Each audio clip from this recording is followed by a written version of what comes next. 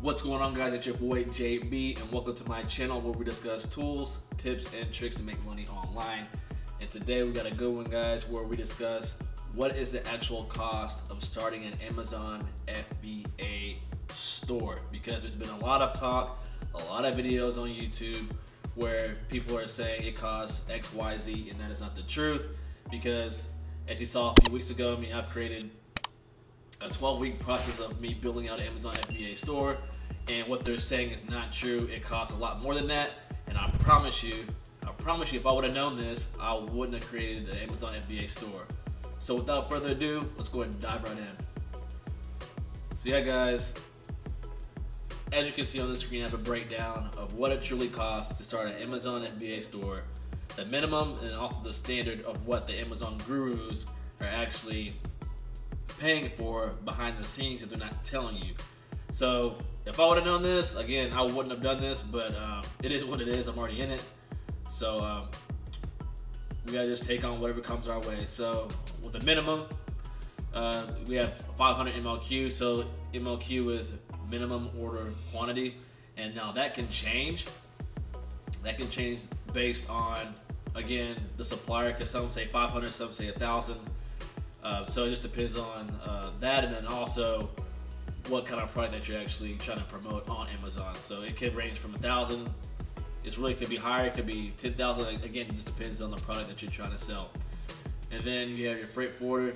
So your freight forwarder is going to take it from either the actual supplier itself to the port to the States here, the Amazon warehouse, or it's going to take it to the port to the Amazon warehouse here in the States. So from the supplier to the port to the United States here in Amazon, or at Amazon, that's called EXW. From the port to here in the United States, it's FOB. So it's a slight difference on pricing for your freight forwarder on that. So I just received my freight forwarding quote. One was about $1,400, the other one was about $2,200, and that was just an order of 500. And again, I have a relatively small, lightweight product. Well, my product's about maybe 3 pounds, and it's about 10 by 10. So that kind of gives you a good feel of how much it's going to cost and the weight you need to look for in order to kind of ballpark what your rate's going to be. And then you have photography. So I have $10 to $15 using your iPhone. I just assume that you have a smartphone that has a decent camera on it, and really all you need to do is go to, let's say, CVS or go to Walmart, get you some white poster board or poster paper, lay it down, have some lights on your product and take a photo like that. Or you can outsource it, but again, that's like a different, that's the standard version. But just to do it yourself, I mean, if you could just post up or have like 2 pieces of poster board, one on the wall, one on the floor, and then have some good quality light on your product, take a picture of it, you'll be fine.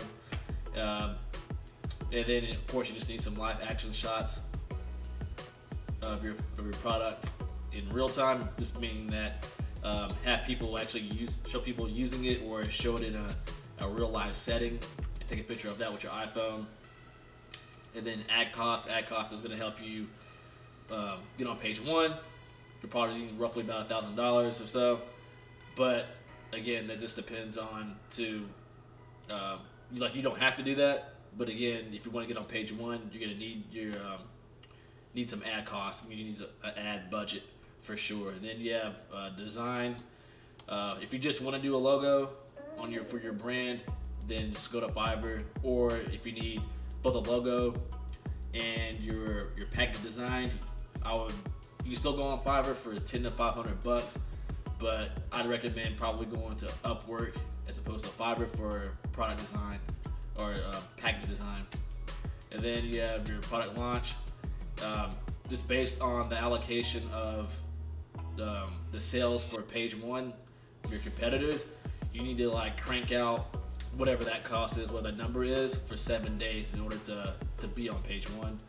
And then not having an LLC, I don't know if I'm quit. Again, I'm not an advisor, but you don't have to have an LLC just for me, for tax purposes, I'm choosing the LLC. For most people, like I want to say, I don't know, 70% of the people that go on Amazon have a real legitimate Amazon store have an LLC, but you don't have to have one, just FYI. And then taxes, you can just do it yourself, or you can hire an accountant or a CPA, what have you, to do that. So that's kind of like the bare minimum of what you'll need just to start and launch. So you're looking at $3,000 to $5,000. But this is the breakdown of what you'll need to actually get going on Amazon FBA or for Amazon FBA. And then the standard, this is what the gurus are actually doing. Now, this makes your life a lot easier to have the standard version as opposed to the minimum version. The minimum version, again, the minimum version is just like bare bones, like you don't have that much money to invest. That can get you going, but then also there are certain things within the minimum that Amazon is changing that might kind of like hurt you a little bit. Like, for example, and we'll get to this later, but trademarking, you definitely want to do that, and I'll explain here in a second. But going to the standard version again, MOQ is the same, freight forwarding is the same, photography. I purchased a light box from Amazon. That way I can just do all the photography myself. And it's the light box is just a black box that has LED lights in it and has reflective lining inside of it. Also, you can change out the background inside of it. So if you want white, black, red, you can do that. And you take photos with it.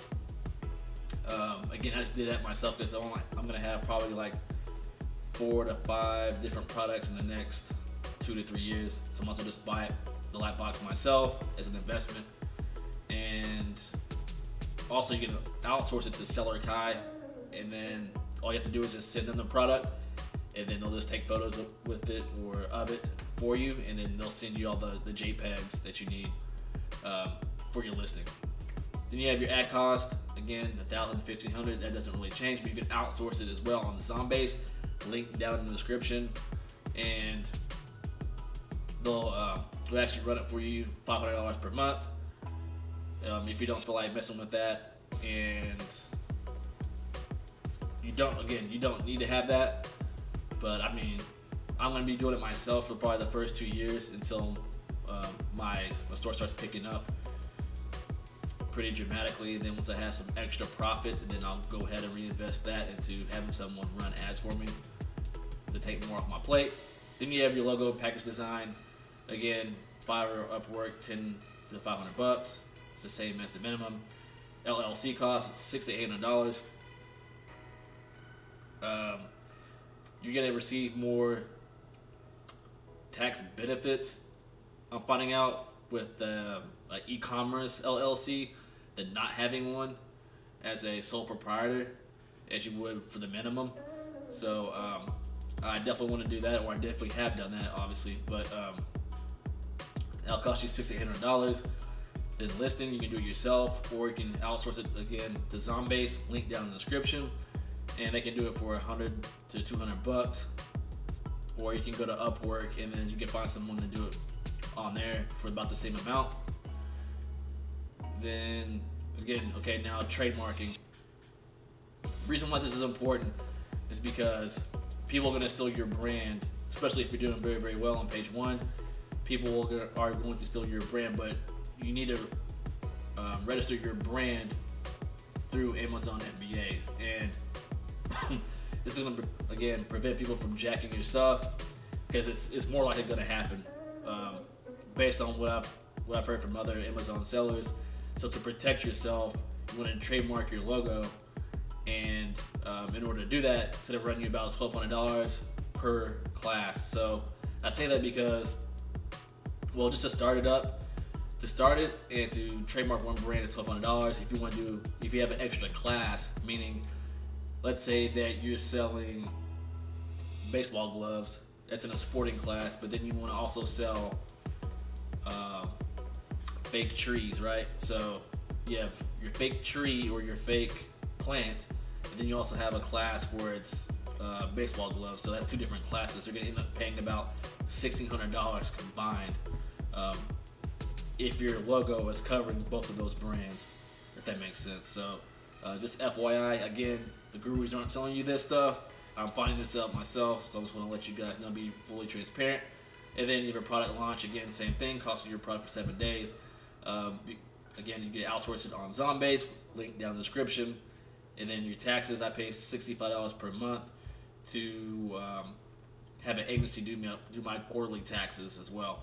So just a little food for thought, guys. I thought this was very, very important to get out to you guys, because again, there's been so many videos out there that say you only need X, Y, Z in order to start Amazon FBA, but I thought I'd lay out two different types of ways to launch your Amazon FBA store. Just to give you a perspective of what's going to be needed later on, or what options are available right now for me to like actually save up more money in order to get things banged out, because I had 10 grand saved up in order to take care of the standard version that you see right here. So it's not really an issue for me to actually launch using the standard version or using the standard model of like using all this stuff. But again, if you're strapped for cash, you know, you definitely want to just be careful about starting, because if you only have $3,000 to $5,000, that might not be enough because of different things that might pop up. Again, like these things started popping up like later on, and I'm just finding this stuff out. And of course, you can embed some of these costs too within your product as well. So, for example, the freight forwarding cost. So the freight forward is like $1,000 to $5,000, right? You have to pay that up front, but you can, let's say that it comes out being $2.50 per product to ship that over here to the States. So you would just embed that cost within your profit margin. So just, you can compensate for that depending on how comfortable you feel with your final price.